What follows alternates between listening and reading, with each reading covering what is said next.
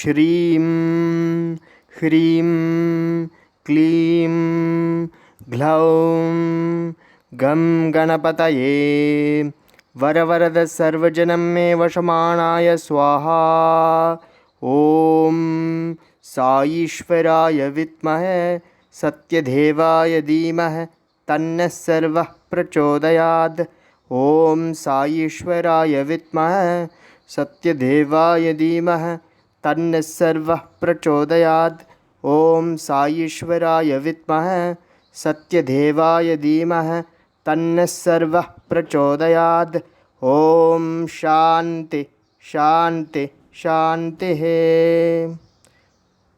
Sairam Lin. Sairam Sharma. Thank you, Bhagwan, for letting Sharma and I give still another talk of your divine glory.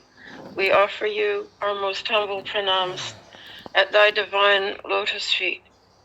Our topic tonight is Up Close and Personal with Bhagwan Sri Sathya Sai Baba, in which I would like to share personal experiences of being very close to his physical form.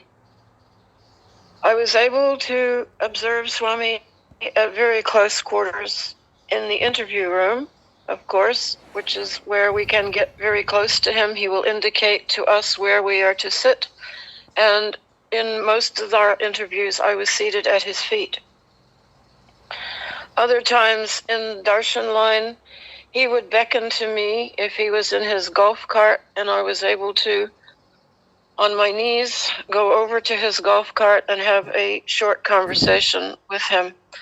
When this happened, my husband, who was watching from the men's side, said he was having a heart attack because he was afraid I was going to climb into the golf cart with Swami and ride around the mandir with him. I assured him no such thing would ever happen. I would never dream of doing that. In fact, when Swami was in the golf cart, it was quite easy to get up on my knees and bend inward where he would exchange a few words with me. And I was able to see hair close up on a number of occasions, both in the interview room and with golf cart darshan. This was an extraordinary experience for me because Swami was actually speaking to me about the book center. He was telling me book center, and he was looking deeply into my eyes. He had made his eyes go enormously big in an exaggerated fashion. The fan in the room was blowing, and a lock of his hair, I can't even call it a lock because his hair was so fine and curly, was blowing gracefully across his forehead. And I noticed that every strand of hair was forming an Om. I was so amazed by this that I had to blink several times, because at the same time, Swami was pressing into my hand a large number of packets of vibhuti. There must have been 20, 30 packets. And I was trying to hold on to the packets and also keep my balance because his strength was enormous. He was pressing not that hard, but I was almost toppling. I was having to use all my strength not to topple over. I was sitting, not cross-legged, but I can't sit cross-legged. I was sitting in a somewhat uncomfortable position is the only way I can describe it. And I was trying so hard to brace myself with my legs that I didn't fall over on the floor in front of him. I would have been very embarrassed about that. But I was experiencing his incredible physical strength, and at the same time seeing his hair turn into Oms. And it was almost as though time had gone into slow motion during these very up-close and personal encounters with him. I did notice he had the most beautiful fragrance. I can't describe it.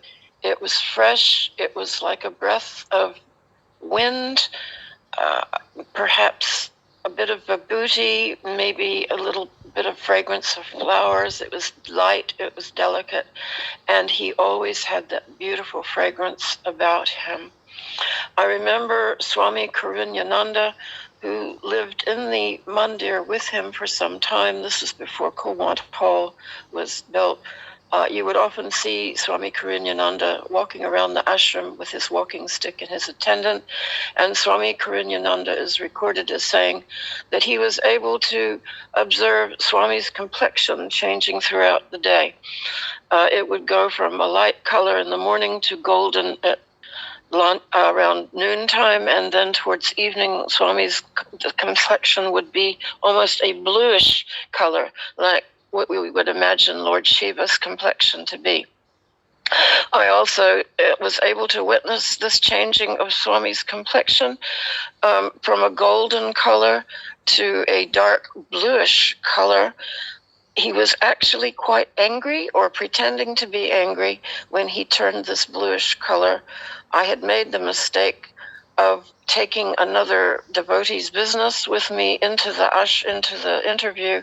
This particular devotee had wanted her son to go to Swami's school, and she had asked me to please show Swami a photo of her son and ask him if the boy could attend Swami's school. Swami was being so sweet to me. He was saying, "How are you, madame? How are you? What are you doing?" He was waggling his head from side to side. And I made the cardinal mistake of bringing another devotee's business into the interview room. I said, "Swami, this boy, can he attend your school?" And Swami took the photo, and his complexion turned suddenly from a beautiful light golden brown to blue. And it was almost like thunderclouds were all around his face. And he said, "This boy is not studying well. He is always thinking money, money, money." And he rubbed his fingers together in the classic bakshish gesture. He threw the picture back at me. I said, "So, Swami, boy stays home." And he went, "Ugh," like that. Oh, my God. And Mata Betty was glowering at me like, "What have you done, Lynn? You have brought some other devotee's business, some worldly request. Don't ever do that again." So that was how I saw Swami pretending to be angry, because as we all know, Swami has said himself, he is only, acting anger. He is all love. But of course, we do know that Swami did get angry, because we have heard stories of him shouting at staff at some times, and of course we don't need to discuss that any further. However, another beautiful thing that I saw, his strength, was he was coming into the interview room. My back was to him. I was sitting at the front, and he put his hand on my shoulder and pressed on it very hard, and I thought, why is Swami putting his hand on my shoulder? Does he need help walking? No, these were in the days he was walking perfectly fine. But the strength of his hand, and it was a light touch. He wasn't pressing hard. It was a light touch, but it was as though a jackhammer was on my shoulder. I have no explanation for this, but I know that Swami sometimes does many things that we cannot explain. He gives no explanation for it. For example, my husband got many, many moments of physical contact from Swami. At one stage, Swami turned his back to my husband and put his feet on my husband's feet and rocked back and forth for several times. And then he carried on giving darshan. We can't explain why. He never gave Tom the explanation for this. The changing of his complexion was something else to see. Some days he would come out and he looked more like a woman. He looked more like Mother. His complexion was quite rosy. Other days he would come out, his complexion was more golden and was shining like the sun. One extraordinary thing I saw was the back of his robe one day was forming the rays like the sun.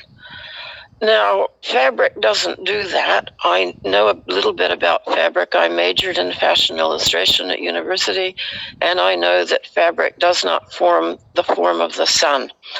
with the rays coming out from a central point in all directions. This was on his back, and this was an extraordinary sight to see. Again, I had my sketch pad with me, and I made a quick sketch of this. There are many times when I saw Swami giving Padnamaskar. When I first arrived in the ashram, I thought, this is not something I can do. And when I saw Europeans taking Padnamaskar, I thought they are just trying to be like Indians. This is an Indian practice. I don't need to do it. I don't need to show that I am trying to be a Hindu. I can't believe that I had that kind of arrogance in my heart during those days. And every time Swami stood in front of me, he would sway from side to side with his hands behind his back, waiting. And everyone else is grabbing his feet, and I'm going, nope, I'm not doing it. And he gave me so many opportunities like this where he would stand in front of me, swaying and looking down into my eyes. But again, I wouldn't touch his feet. Then on one trip, I think it must have been my 6th trip, and I've made over 30 trips to see him. I think it was my 6th journey there. We were assigned a room in one of the roundhouses, and on the wall was a large picture of Swami's feet. He was wearing the ceremonial Padukas, and lotus blossoms were clustered around the feet. I think you will all be familiar with these photographs of Swami, and his feet was on a cushion. I thought, now, here's a picture. I'm determined to find out what is this thing called Padnamaskar. I don't understand it. Should I be doing it if he gives me the opportunity? I was very confused about it because my Western mind would not let me do this. In the West, if you're touching someone's feet is a like what something a slave would do, or someone who is begging and pleading with like a mobster. And so we, as Westerners, we don't really have that understanding of what Padnamaskar is. So strangely, I decided for some reason I will move my bed so that the head is underneath this photo, and I will not rest until I find out what is the meaning of Padnamaskar, and should I be trying to take Padnamaskar when Swami stands in front of me like this. Because it was like he was waiting for me to do something, and I would look up at him like, what? I didn't know. So anyway, a strange thing happened almost the next day. A friend of mine who was a nurse at Swami's General Hospital, who I had become friends with, said, Lynn, I have got a book for you. I saw this book and I thought of you right away. Oh, I said, that's great. I love books. What is the book? And she showed me a little book. It had a kingfisher bird on the front. That is one of my favorite birds back here in New Zealand. And the title of the book was The Meaning of Padnamaskar and the Holy Feet. I couldn't believe this because I had never spoken of my antipathy towards Padnamaskar. I was too embarrassed to admit that I didn't want Padnamaskar. So I began to read the book and began to get a greater understanding. And I thought, oh my God, what a fool I have been. Then Swami called us for an interview. And we had 3 doctors in the group, 3 doctors from New Zealand. Mother Betty said, Swami, the doctors are leaving tomorrow. And so Swami said, private interview, and he disappeared into the inner room. I was seated at his feet, and for his foot cushion, there was a little handmade pink lotus. Someone had lovingly stitched this little footstool. Each petal was separate and then somehow padded and joined together. It was the most beautiful little thing, handmade thing, and I was looking at that, thinking how appropriate for him to have a little foot cushion shaped like a lotus. There was a man in our group who had, unbeknownst to me, gone out and purchased a pair of silver Padukas that he wanted Swami to bless. And as soon as Swami disappeared into the private room, this gentleman placed these Padukas on the pink lotus cushion. Swami came back into the room, He saw the Padukas. He immediately stepped into them. This is right at my feet, and he began to wiggle his toes. I was absolutely mesmerized. This was the absolute reproduction of the photograph that was in my room. I still didn't touch his feet. By this time, this image was engraved in my memory, and I began to long for Padnamaskar. Of course, Swami didn't come near me for the next couple of days, and then about a week later, he called us all for another interview. By this time, I was longing for Padnamaskar, but I didn't dare ask him. I was so embarrassed that I had been thinking all the time, I'm not doing it. I realized that wanting Padnamaskar was actually, you achieve a kind of a plateau in your spiritual maturity where you begin to long for nothing else but the touch of his divine feet. And you are absolutely at his service. You are not his slave, you are his servant, but you are not his slave. So I'm longing for Padnamaskar, but I don't have the nerve to ask Swami. And he's being so sweet to me, nodding his head, waggling it, saying, how are you, madam? And giving me so much sweetness. Then at the very last, he stood up to go. And I thought, I'm not going to get my chance. But then a devotee from our group, name of Barry, said, Swami, can we have Padnamaskar? And Swami so graciously pulled his gown just a little bit to the side where we could see his feet, and he said, help yourself. We first let Mata Betty get down. I held her with one arm, and another, one of the doctors, I think it was, held her other arm. She knelt down and took Padnamaskar. And as she went down, Swami was saying to her, you are eating too much of cakes and sweets. You should only be eating vegetables that grow above the ground. No more root vegetables for you, no potato, no carrot, no beetroot. And I was giggling. I couldn't believe he's giving Ma diet advice while she's taking Padnamaskar. And then it's my turn. And I dive for those feet. I dive. I think my feet left the ground. I held them. I kissed them. I pressed my forehead against them. They were so soft. They were softer than a baby's skin. I felt a tremendous jolt of electricity. I can only describe it as electricity enter my forehead. And for the next several days, I was in a state of divine bliss. I stayed in my room and I made drawings of Swami's hair. I made drawings of his feet. I made drawings of him, of his robe. I couldn't get enough of him. Om Sairam. Thank you, Sharma, and thank you, Swami, for this opportunity to speak again of being up close and personal with our Divine Lord. Om Shri Sairam.